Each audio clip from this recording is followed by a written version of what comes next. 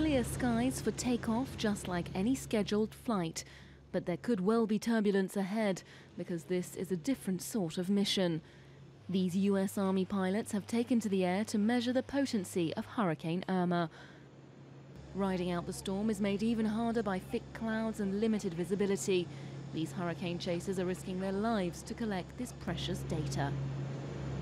It's a dangerous job, like a lot of other things. If it's done properly, it's not.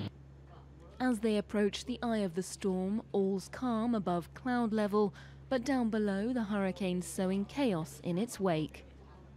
My big thing when I see strong storms like this is, how is it going to affect the people on the ground?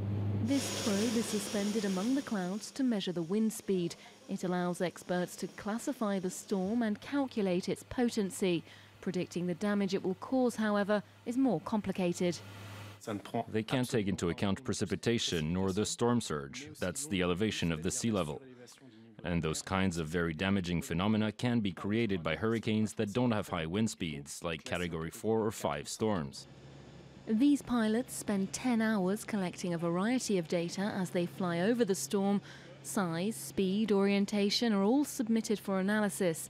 The information's then cross-referenced with satellite imagery, like these pictures provided by the International Space Station. The eye of the storm has a diameter of 30 kilometers, and the overall area of Hurricane Irma is immense, almost covering the area of France.